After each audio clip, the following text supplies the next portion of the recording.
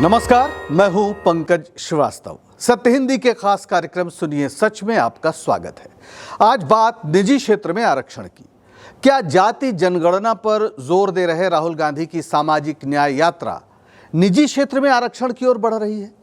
Akhil Bharatiya Congress committee की OBC सलाहकार परिषद की बैठक में कर्नाटक के मुख्यमंत्री सिद्धारमैया का निजी क्षेत्र में आरक्षण को लेकर मांग करना क्या मोदी सरकार के लिए नई मुसीबत बनने जा रहा है? क्या इस मांग के पीछे महज चुनावी लाभ लेना है या ये वाकई देश की तस्वीर बदलने वाली योजना है? क्या निजी क्षेत्र में आरक्षण की मांग पहले भी हुई थी और इसका किसने विरोध किया था? क्या उद्योग जगत इसके लिए तैयार नहीं था या तैयार नहीं है? मिलेंगे इन तमाम सवालों के जवाब हमारे इस वीडियो में। सबसे पहले बात करते हैं ओबीसी सलाहकार परिषद की बैठक की, यानी जो अखिल भारतीय कांग्रेस कमेटी ने ये परिषद बनाई है और इसकी बैठक जगह जगह करने की बात है। फिलहाल इसकी शुरुआत में बेंगलुरु में एक बड़ी बैठक 15 तारीख को हुई, यानी 15 जुलाई को। और राहुल गांधी की जो जाति जनगणना की मांग है उसके पीछे भी मुख्य रूप से ओबीसी समुदाय की वास्तविक स्थिति का पता लगाना है, क्योंकि अनुसूचित जाति और अनुसूचित जनजाति के बारे में तो सामान्य जनगणना से ही जानकारी मिल जाती है। तो अखिल भारतीय कांग्रेस कमेटी ने इसी को ध्यान में रखते हुए ओबीसी सलाहकार परिषद की बैठक 15 जुलाई को बेंगलुरु में बुलाई थी, जिसमें तमाम जो ओबीसी समुदाय से आने वाले बीजेपी के कांग्रेस के नेता हैं वो शामिल हुए। और आप देख सकते हैं कि इसमें अशोक गहलोत भी हैं, इसमें सिद्धारमैया भी हैं जो मुख्यमंत्री हैं, और जो डिप्टी सीएम हैं डीके शिव कुमार वो भी हैं, और अनिल जैहिंद हैं जो अध्यक्ष हैं ओबीसी प्रकोष्ठ जो इनका है उसके राष्ट्रीय अध्यक्ष है कांग्रेस के। और यहाँ बेंगलुरु घोषणा जो हुई उसमें 3 सर्वसम्मति से प्रस्ताव पारित हुए। वो क्या है वो आप ये देखें। तेलंगाना की तर्ज पर राष्ट्रीय स्तर पर जाति की जनगणना हो, यानी सामान्य जाति जनगणना नहीं जिसकी मांग स्वीकार कर ली है मोदी सरकार ने, बल्कि तेलंगाना की तर्ज पर हो। आरक्षण की बात पर एक महत्वपूर्ण बात फिर दोहराई गई कि 50% की जो अधिकतम सीमा है उसको हटाया जाए। तीसरा प्रस्ताव, निजी शैक्षिक संस्थानों में ओबीसी कोटा लागू किया जाए। अभी सरकारी शैक्षिक संस्थानों में ही एक कोटा लागू है, निजी संस्थानों में भी लागू हो, ये यहाँ का प्रस्ताव था। लेकिन इस बैठक में मौजूद कर्नाटक के मुख्यमंत्री सिद्धारमैया ने कुछ और भी मांग उठाई और जिस पर काफी हलचल मच गई है। वो मांग क्या है यहां देखिए। सिद्धारमैया ने कहा है कि ओबीसी के लिए 75% आरक्षण या जाति जनगणना के आधार पर आनुपातिक प्रतिनिधित्व होना चाहिए। यानी या तो आप 75% आरक्षण दे दीजिए, क्योंकि उनका मानना है कि आबादी बहुत ज़्यादा है, या फिर जो आबादी निकल के आए जाति जनगणना से उसके आधार पर आनुपातिक प्रतिनिधित्व मिले, यानी जिसकी जितनी संख्या उसकी उतनी हिस्सेदारी वाली जो बात है वो कह रहे हैं। और दूसरी मांग जिस पर बहुत ज़्यादा खलबली है वो ये है कि निजी क्षेत्र में नौकरियों, सरकारी प्रोन्नति, ठेकों और वित्तीय सहायता से चलने वाली जो भी योजनाएं हैं उनमें आरक्षण दिया जाए। निजी क्षेत्र में नौकरियों में आरक्षण हो, ये एक ऐसी मांग है जो पूरा जो परिदृश्य है वो बदल सकती है ये मांग, क्योंकि इससे बहुत बड़ी आबादी का जुड़ाव है जो सार्वजनिक क्षेत्र में नौकरियों की उपलब्धता को लेकर चिंतित है, जो लगातार कम होती जा रही है। यानी अगर गौर से देखिए तो ये जो सर्वसम्मत से पारित बेंगलुरु घोषणा पत्र है उससे आगे की मांग है। बेंगलुरु घोषणा पत्र में तो सिर्फ 50% आरक्षण सीमा को हटाने की मांग की गई है, जबकि सिद्धारमैया ने सीधे 75% की मांग कर दी है। और सबसे बड़ी बात वही निजी क्षेत्र में आरक्षण। मीडिया में आमतौर पर इसे चुनावी दांव वगैरह कहा जा रहा है, लेकिन यह पहली बार नहीं है कि जब निजी क्षेत्र में आरक्षण की मांग हुई है। इसे समझने के लिए हमें आरक्षण के इतिहास पर एक मुख्तसर सी नजर डालनी चाहिए। तो शुरुआत करते हैं 1932 से, जब हुआ था पूना पैक्ट महात्मा गांधी और डॉक्टर अंबेडकर के बीच।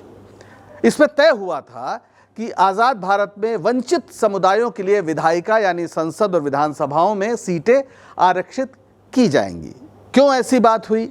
दरअसल अंग्रेजों ने एक सांप्रदायिक पंचायत या कम्युनल अवार्ड का प्रस्ताव दिया था, जिसके तहत पृथक निर्वाचन मंडल बनाया जाना था। इसमें कहा गया था कि जो सीटें दलितों के लिए रिजर्व होंगी उसमें सिर्फ दलित ही वोट दे पाएंगे। महात्मा गांधी ने इसे विभाजनकारी मानते हुए इसका कड़ा विरोध किया, जबकि डॉक्टर अंबेडकर इसके समर्थन में थे। इसके बाद गांधी जी उपवास पर बैठ गए। लंबा उपवास चला, देश भर में हाहाकार मचा और अंततः पूना पैक्ट हुआ। गांधी जी ने अनशन तोड़ा, यानी अंबेडकर जी और गांधी जी के बीच समझौता हुआ, जिससे यह हुआ कि वोट तो हर व्यक्ति देगा, जो नागरिक होगा वो वोट देगा, कोई भी सीट हो, चाहे वो रिजर्व हो या अनरिजर्व हो, लेकिन विधायिका में सीटें आरक्षित होंगी। इसी आधार पर संविधान ने अनुसूचित जाति और अनुसूचित जनजातियों के लिए सीटें आरक्षित की आज़ादी के तुरंत बाद, और ये जो अनुपात था उसे 1931 की जनगणना के आधार पर तय किया गया। कितना किया गया? 15% अनुसूचित जाति के लिए और 7.5% अनुसूचित जनजाति के लिए, यानी 22.5% आरक्षण देश के आज़ाद होने के तुरंत बाद, संविधान लागू होने के तुरंत बाद स्वीकार किया गया। हजारों साल से वंचित समुदायों के बीच सांसद हों, विधायक हों, एसपी हों, डीएम हों, ये एक बड़ी बात थी, बहुत नई बात थी। लेकिन ये वर्चस्वशाली समूहों को, या सीधे कहें तो सवर्ण समाज के एक बड़े हिस्से को रास नहीं आया। हालांकि ये व्यवस्था करने वाली संविधान सभा में सवर्ण ही बहुमत में थे, लेकिन न्याय भावना से भरे हुए उन महान नेताओं की बातों को समझ पाना आसान तो नहीं था। फिर पुरानी व्यवस्था को बरकरार रखने में अपना हित देखने वाली सामंती और कर्मकांडी शक्तियां भी थीं। इस आरक्षण को संविधान द्वारा प्रदत्त समता के सिद्धांत के खिलाफ बताते हुए कानूनी चुनौती दी गई, और इसी से बचने के लिए नेहरू सरकार ने पहला संविधान संशोधन किया। 10 मई 1951 को जवाहरलाल नेहरू ने इस पहले संविधान संशोधन को पेश किया, जो 18 जून को पारित हुआ। यह क्या था, यह जानना बहुत जरूरी है। इसमें कहा गया कि समानता का अधिकार समाज के कमजोर वर्गों के लिए विशेष ध्यान प्रदान करने वाले कानूनों को लागू करने से नहीं रोकता। दरअसल जैसे ही आरक्षण की बात आई, लोग कहने लगे अदालत में कि समानता के सिद्धांत के खिलाफ है, क्योंकि सभी बराबर हैं तो आप आरक्षण कैसे दे सकते हैं किसी एक को। तब यह संविधान संशोधन हुआ, और यह संशोधन पहले आम चुनाव से भी पहले करना पड़ा था। ध्यान दीजिए, पहला आम चुनाव 1952 में या 51 के आखिर में हुआ, लेकिन यह संशोधन उससे भी कई महीने पहले हुआ, यानी देश में इसको लेकर काफी विवाद था। आप समझ सकते हैं कि संविधान लागू तो कर दिया गया, लेकिन समाज से किस तरह से प्रतिक्रियाएं आ रही थी। और इसी संविधान संशोधन का नतीजा था कि जमींदारी उन्मूलन कानून भी खारिज होने से बच गया, वरना निजी संपत्ति का आधार का जो संवैधानिक अधिकार, मौलिक अधिकार है, इस आधार पर लोग कोर्ट पहुंच गए थे, और कोर्ट के सामने इसके अलावा कोई रास्ता नहीं था कि वो कहता कि हाँ, निजी संपत्ति आप रख सकते हैं, तो जमींदारी के तहत आपके पास जो ज़मीनें हैं उसको सरकार नहीं छीन सकती। लेकिन ये जो संविधान संशोधन हुआ, इसके बाद उन कानूनों को भी बचा पाने में सरकार कामयाब हुई। लेकिन एक मसला रह गया था, वो मसला था ओबीसी यानी अन्य पिछड़े वर्गों के आरक्षण का, उनकी पहचान का। ज़्यादातर श्रमिक और दस्तकार जातियों से ये ओबीसी पूरा समुदाय बनता है। वैसे वर्ण व्यवस्था में ओबीसी जैसी कोई चीज़ नहीं है। अगर क्षत्रिय, ब्राह्मण, वैश्य, इनके अलावा जो हैं सभी शूद्र हैं या फिर अंत्यज हैं। तो आमतौर पर वर्ण व्यवस्था की दृष्टि से शूद्र जातियां थी, लेकिन अस्पृश्य नहीं थी, जो अनुसूचित जनजाति में आने के लिए ज़रूरी था। तो ये हुए पिछड़े वर्ग के लोग। ये जो श्रमिक और दस्तकार, शिल्पकार जातियां थीं, इनकी मेहनत से ही दरअसल कोई देश चलता है। भारत भी इन्हीं की दम पर दमकता था, लेकिन शिक्षा नहीं थी, शासन प्रशासन में भागीदारी कम थी। तो अब वो कैसे बढ़े? तो काका कालेलकर आयोग बना, पर इसकी रिपोर्ट से इसके अध्यक्ष यानी काका कालेलकर ही सहमत नहीं थे, और डॉक्टर शिवदयाल चौरसिया जैसे पिछड़े वर्ग के सदस्य ने लंबा असहमति नोट लिखा था। तो यह भी समस्या थी कि एक राज्य में जो ओबीसी थे वो दूसरे राज्य में नहीं थे। तो आखिरकार मामला राज्यों पर छोड़ दिया गया। फिर 1977 में जब जनता पार्टी की सरकार बनी तो ओबीसी आरक्षण का मुद्दा फिर गरमाया और 1979 में बीपी मंडल की अध्यक्षता में एक आयोग गठित हुआ जिसे आज हम मंडल कमीशन के नाम से जानते हैं और जो भारत के आज़ाद भारत की राजनीति का एक बड़ा मोड़ साबित हुआ।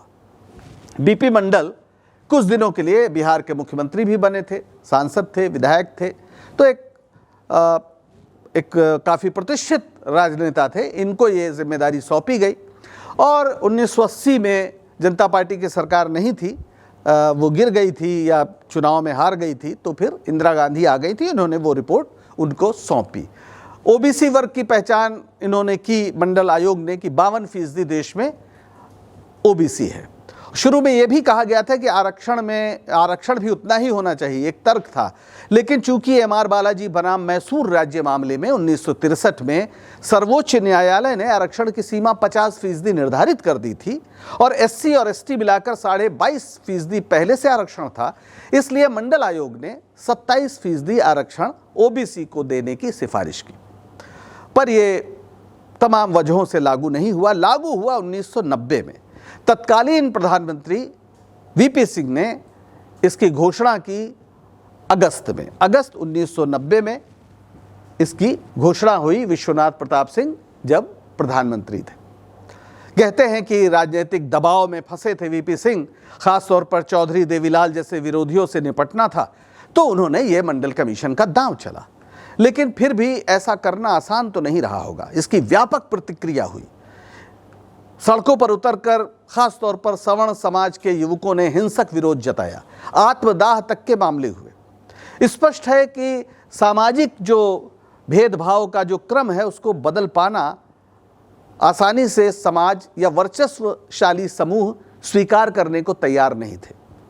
बहरहाल, जैसा कि वीपी सिंह ने एक कविता में, अपनी कविता में खुद लिखा है कि पैर टूट गया पर गोल हो गया, तो वीपी सिंह की राजनीति लंबी नहीं चल पाई, लेकिन गोल तो उन्होंने कर दिया था। मंडल कमीशन ने इस देश के पूरे सामाजिक समीकरणों में एक क्रांतिकारी बदलाव लाने में अहम भूमिका निभाई। एक क्रांतिकारी घटना थी जिसने समाज के एक बड़े वर्ग की हालत बदलने में एक खामोश क्रांति की भूमिका निभाई। इतने कम समय में अगर देश के आदिवासी, दलित और ओबीसी समुदाय की हालत बदली है, वैसी बदली है जैसी हजारों साल में नहीं बदली, तो उसकी वजह, एक बड़ी वजह ये आरक्षण है।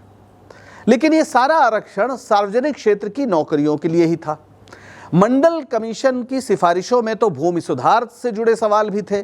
इसके अलावा यह भी कहा गया था कि वित्तीय सहायता प्राप्त निजी क्षेत्र में भी आरक्षण लागू होना चाहिए। लेकिन पूरा मसला आकर एक जगह केंद्रित हो गया, सरकारी नौकरियों में आरक्षण, जिसके लाभ और हानि का मसला सीधे समझ में आने वाला था।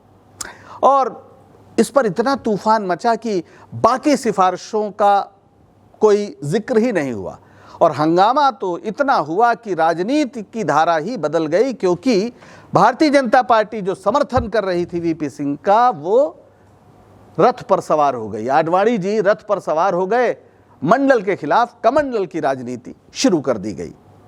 राम मंदिर आंदोलन को तेज करने की बात कही गई, जबकि 1980 में जब बनी थी भारतीय जनता पार्टी, उसके एजेंडे में राम मंदिर नहीं था। उसके पहले जनसंघ के ज़माने में भी नहीं था, जबकि राम मंदिर का मुकदमा तो काफ़ी पहले 1949 के आसपास से चल रहा था। और आडवाणी को जब गिरफ्तार किया लालू यादव ने, जो बिहार के मुख्यमंत्री थे, तो समर्थन वापस ले लिया गया, क्योंकि इस यात्रा से देश में बहुत सांप्रदायिक माहौल बन रहा था, कई जगह दंगे हुए थे, तो लालू यादव ने उन्हें गिरफ्तार कर लिया और फिर बीजेपी ने समर्थन वापस ले लिया। कुछ भी कहें बीजेपी, लेकिन हकीकत यही थी कि यह मंडल कमीशन की सिफारिशें लागू करने का दंड था जो वीपी सिंह को दिया गया। उधर वीपी सिंह के खिलाफ जनता दल के नेता भी ताल ठोक रहे थे और चंद्रशेखर ने कांग्रेस के सहयोग से प्रधानमंत्री बनने में कामयाबी पा ली। एक अविश्वास प्रस्ताव आया जिसमें वीपी सिंह की सरकार हार गई और 7 महीनों के लिए प्रधानमंत्री बन गए चंद्रशेखर। उस समय देश की हालत, आर्थिक हालत काफ़ी खराब हो गई थी। सोना गिरवी रखना पड़ा था। जल्दी ही चुनाव हुआ और फिर कांग्रेस सत्ता में आ गई और प्रधानमंत्री बने नरसिम्हा राव और वित्त मंत्री बने मनमोहन सिंह, जो एक प्रसिद्ध अर्थशास्त्री थे, रिजर्व बैंक के गवर्नर थे। इन्हें वित्त मंत्री बनाया गया ताकि देश की आर्थिक रूप से जो समस्याएं हैं वो थोड़ा दूर हो। और इस तरह उदारीकरण का दौर देश में शुरू हुआ। देश की आर्थिक स्थिति संभलने लगी, निजी क्षेत्र को पंख लग गए। लेकिन निजी क्षेत्र में तो कोई आरक्षण नहीं था, इसलिए निजी क्षेत्र में अवसरों का लाभ वंचित समुदायों को नहीं मिल रहा था। फायदा उसी को मिल रहा था जिसके पास पहले से सामाजिक पूंजी थी, जिनके नाते रिश्तेदार पहले से निजी क्षेत्र में ऊंचे पदों पर थे। वहां दावा मेरिट का था, लेकिन पैर छूकर नौकरियां देने और लेने की सूची बेहद लंबी है। और इसके बाद अटल बिहारी वाजपेयी की जब सरकार आई तो उन्होंने तो निजी क्षेत्र के कारखानों को बेचने के लिए विनिवेश मंत्रालय ही बना दिया। बड़े पैमाने पर सरकारी नौकरियां इसी दौर में खत्म हुई। राज्य की कल्याणकारी भूमिका लगातार कम हुई, यहां तक कि अंतिम वेतन के आधार पर कर्मचारियों को आजीवन मिलने वाली पेंशन भी वाजपेयी सरकार ने खत्म कर दी और एक नई व्यवस्था लागू की गई, जिस पर आज भी एक बवाल हो रहा है, असंतोष उसको लेकर है। विपक्ष इस बात को समझ रहा था और ऐसे में सोनिया गांधी के नेतृत्व में संयुक्त प्रगतिशील गठबंधन बना 2004 के लोकसभा चुनाव के लिए, और उसने इसको एक बड़ा राजनीतिक मुद्दा बनाया। साझा न्यूनतम कार्यक्रम पेश किया गया। उसमें क्या कहा गया था? उसमें कहा गया था कि देश के निजी क्षेत्र में पिछड़े वर्ग के लिए रोजगार आरक्षित करने अथवा निजी क्षेत्र के साथ रोजगार उपलब्ध कराने की सकारात्मक पहल की जाएगी। यानी 2004 के जो न्यूनतम साझा घोषणा पत्र था या कार्यक्रम था, उसमें निजी क्षेत्र में आरक्षण की बात लिखी गई थी। यानी आज पहली बार सिद्धारमैया ऐसी बात नहीं कह रहे हैं, ये हमें ध्यान देना चाहिए। 2004 के चुनाव में एनडीए का जो शाइनिंग इंडिया का नारा था वो बुरी तरह फेल हो गया। उस समय भी जो पूरा मीडिया था वो शाइनिंग इंडिया का एक गुण गाता था, 300 से ज़्यादा सीटें दिला रहा था, तमाम सर्वेस जो आए थे। लेकिन जब चुनाव हुआ तो बीजेपी चुनाव हार गई, एनडीए चुनाव हार गया और प्रधानमंत्री वाजपेयी को कुर्सी छोड़नी पड़ी और फिर बन गए मनमोहन सिंह प्रधानमंत्री। उन्हें उदारीकरण की ताकत पता थी, लेकिन उसकी सीमा भी पता थी। दूसरी ओर सोनिया गांधी के नेतृत्व में लिबरलाइजेशन विद ह्यूमन फेस का वादा भी किया गया था। बार बार उदारीकरण होगा, लेकिन एक मानवीय चेहरे के साथ, यानी लोगों की ज़मीन नहीं ली जाएगी, उन्हें उजाड़ा नहीं जाएगा। तो अप्रैल 2006 में मनमोहन सिंह ने कन्फेडरेशन ऑफ इंडियन इंडस्ट्रीज यानी आईसी की जो राष्ट्रीय कार्यकारिणी है उसको संबोधित करते हुए एक बड़ी घोषणा की। उसको देखिए। वो घोषणा क्या थी? मनमोहन सिंह ने कहा कि अगर उद्योग जगत स्वेच्छा से वंचित तबकों के लिए महत्वाकांक्षी सकारात्मक कार्रवाई नहीं करता है तो वो निजी क्षेत्र में नौकरियों में आरक्षण करने के राजनीतिक दबाव का प्रतिरोध नहीं कर पाएंगे। यानी मनमोहन सिंह ने बेहद विनम्रता से, जो उनका स्टाइल था, उद्योग जगत को इशारा किया, चेताया कि राजनीति बदल रही है, निजी क्षेत्र में आरक्षण की मांग बढ़ रही है और अगर आपने प्रतिनिधित्व नहीं दिया एससी एसटी को या और वंचित समुदायों को तो फिर निजी क्षेत्र में आरक्षण होगा। अब भारत का उद्योग जगत तो पूरी तरह सवर्ण वर्चस्व वाला है और उसके ऐतिहासिक कारण हैं। वर्ण व्यवस्था ने व्यापार का अधिकार जिन वैश्यों को दिया था, पूंजी उन्हीं के पास थी और आज़ादी के बाद सरकार के सहयोग से वही लोग उद्योग भी लगा पाए। आधुनिक से आधुनिक मशीनें उनके अंदर बैठी ऊंच नीच की भावना को नष्ट नहीं कर पाई थी। निश्चित ही अपवाद रहे होंगे, होते हैं, लेकिन मनमोहन सिंह की चेतावनी का जिस तरह विरोध हुआ उसमें फिर उन अपवादों का कोई मतलब नहीं रह गया था। बड़े बड़े कॉरपोरेट मालिकों ने इसका विरोध किया और तर्क क्या था?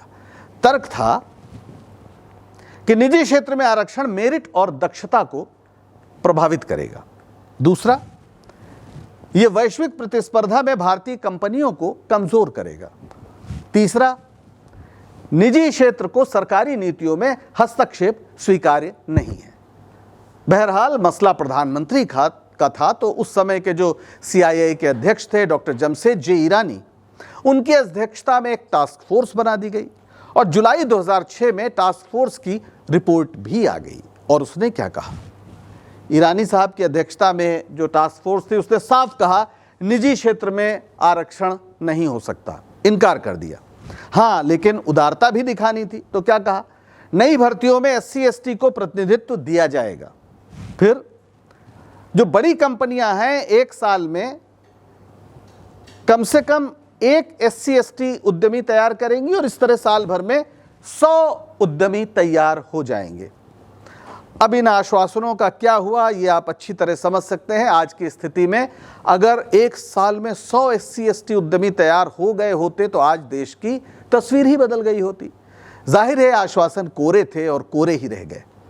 दावा किया गया कि मेरिट से समझौता नहीं किया जाएगा। हालांकि बिना आरक्षण के चल रही मेरिटधारी कंपनियों ने एक भी ऐसा आविष्कार आज तक नहीं किया है जो दुनिया में भारत की देन माना जाता हो। आप अपने इर्द गिर्द अपने कमरे में किसी भी उपकरण को उठा लें, किसी भी चीज़ को उठा लें और सोचें कि क्या इसे किसी भारतीय कंपनी ने आविष्कृत किया है, यानी ईजाद किया है। हो सकता है असेंबल करके बना लिया हो, मसलन मोबाइल फ़ोन, मसलन टेलीविज़न, मसलन जो इलेक्ट्रिसिटी, जो बल्ब्स नए नए आ रहे हैं, कोई भी जो भी आपके कमरे में हो ज़रा इर्द गिर्द देख लीजिए। उसके धंधे में ये ज़रूर है लेकिन ईजाद कुछ भी नहीं किया। तो जाहिर है ये एक बड़ा मुद्दा था कि विरोध हुआ इसका और लागू ये नहीं हो सका। लेकिन UPA सरकार ने 2006 में उच्च शिक्षा में भी OBC आरक्षण लागू कर दिया। अब कहा जा रहा था कि लोग पढ़े लिखे नहीं हैं तो कहाँ से आएंगे, तो एक बड़ा ये कदम था कि OBC आरक्षण UPA सरकार ने, उस समय अर्जुन सिंह जी मानव संसाधन विकास मंत्री थे, उन्होंने इसको लागू करने में एक अहम भूमिका निभाई और इसने विश्वविद्यालयों का, शैक्षिक संस्थानों का, जो सार्वजनिक क्षेत्र थे उनका चरित्र बदल दिया। ये एक स्पष्ट संकेत था कि कांग्रेस सामाजिक स्तर पर जो पुरानी व्यवस्था है उसको चुनौती दे रही है और फिर इसकी प्रतिक्रिया तो होनी ही थी। मनमोहन सिंह के दूसरे कार्यकाल में जिस तरह कॉरपोरेट मीडिया ने उनका विरोध किया, जबरदस्त विरोध किया, वो अभूतपूर्व था। ये देश के कॉरपोरेट का बीजेपी के साथ यानी कांग्रेस विरोधी राजनीतिक ताकत के साथ एकजुट हो जाने का एक संकेत था, जो निजी क्षेत्र में आरक्षण से लेकर भूमि अधिग्रहण कानून तक को लेकर कांग्रेस से नाराज हो गया था। 2014 के चुनाव के पहले ही बड़े कॉरपोरेट घरानों ने गुजरात के तत्कालीन मुख्यमंत्री को अगला प्रधानमंत्री बनाने का मन बना लिया था, यानी नरेंद्र मोदी को, और नतीजा आज मोदी जी प्रधानमंत्री बन गए। उन्होंने खुलकर कॉरपोरेट का साथ दिया और कॉरपोरेट नियंत्रित मीडिया ने उनके समर्थन का रिकॉर्ड तोड़ दिया। गोदी मीडिया जैसे शब्द पद हिंदी शब्दकोश को जरूर मिला है, इसके लिए जरूर बधाई दी जा सकती है। लेकिन प्रतिनिधित्व या भागीदारी की मांग तो इससे खत्म नहीं हुई और आज राहुल गांधी इसी को केंद्र में ला रहे हैं। राजनीति के केंद्र में भागीदारी का सवाल, कॉन्स्टिट्यूशन को दिखाकर वो बार बार भागीदारी का सवाल उठाते हैं।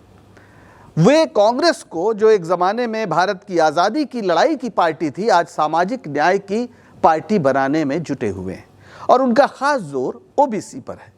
जाति जनगणना की उनकी मांग का पहले मजाक उड़ाया गया, फिर प्रधानमंत्री मोदी ने इसे अर्बन नक्सलों की मांग बता दिया। अगर आप YouTube पे जाएं तो 2024 के चुनाव के पहले कुछ ऐसे इंटरव्यूज मिल जाएंगे। योगी आदित्यनाथ ने तो इसे हिंदू समाज को बांटने वाला बता दिया, कटोगे तो बटोगे, बटोगे तो कटोगे टाइप। लेकिन अंततः इसे मान लिया गया। जी हाँ, जाति जनगणना की मांग मान ली गई। अब कोशिश ये है कि इस मांग की धार को कुंद कर दिया जाए, लेकिन क्या ये इतना आसान है? राहुल गांधी अब तेलंगाना के तर्ज पर जाति जनगणना की मांग कर रहे हैं ताकि केवल कॉलम न भरा जाए, वास्तव में समाज के हर तबके की स्थिति का एक्सरे निकल पाए। राहुल गांधी ने अभी ये नहीं कहा है कि जाति जनगणना के बाद आगे क्या होगा, यानी मांगे क्या होगी, लेकिन सिद्धारमैया ने जिस तरह से निजी क्षेत्र में आरक्षण की मांग कर दी है उससे इशारा तो साफ मिल गया है। ये बात छिपी नहीं है कि RSS और BJP मजबूरी में ही आरक्षण का समर्थन करते हैं, वरना सैद्धांतिक रूप से तो इसे गलत ही मानते आए हैं। जो मोहन भागवत जी इस समय सरसंघ चालक थे, उन्होंने चुनाव के दौरान बिहार में आरक्षण की समीक्षा की बात कही थी और उसका नतीजा क्या हुआ हम सब देख चुके हैं। ऐसे में निजी क्षेत्र में आरक्षण की मांग BJP और RSS को तो परेशान करेगा ही, ये कॉरपोरेट के भी गले नहीं उतरेगा। लेकिन कॉरपोरेट मीडिया राहुल गांधी या कांग्रेस के खिलाफ अब ऐसा क्या कर लेगा जो अब तक उसने नहीं किया है। इस चक्कर में अपनी साख तो गंवा ही बैठा है। निजी क्षेत्र में आरक्षण सिर्फ चुनावी मसला नहीं है। अगर दलितों, आदिवासियों और ओबीसी वर्ग को निजी क्षेत्र के दुर्ग द्वार में प्रवेश का अवसर मिले और इससे जुड़े लाभ उनकी जिंदगी बदल पाए तो फायदा किसका होगा? सीधी सी बात है, यह देश का फायदा होगा, क्योंकि इसके 85% लोगों की जिंदगी में चमक आएगी। लेकिन देश का मतलब अगर सिर्फ नक्शा माना जाएगा, देश के लोग नहीं, तो फिर यह बात समझ में नहीं आएगी। अमेरिका जैसे देश में भी प्रतिनिधित्व का नियम है, ताकि हर स्तर पर हर नस्ल, हर रंग की भागीदारी हो। निजी क्षेत्र में आरक्षण वो विचार है जिसका समय आ गया है, और जैसा कि मनमोहन सिंह ने कभी कहा था, ऐसे किसी भी विचार को रोका नहीं जा सकता जिसका समय आ चुका हो। आज के लिए बस इतना ही, दीजिए इजाजत। और अगर हमारा शो आपको पसंद आया हो, सच बताने का हमारा ये सिलसिला आपको पसंद आ रहा हो, तो लाइक करें, शेयर करें और चैनल को सब्सक्राइब करें। सत्य हिंदी का ऐप भी डाउनलोड करें, जिसका पता वीडियो के नीचे डिस्क्रिप्शन में आपको मिल जाएगा। नमस्कार।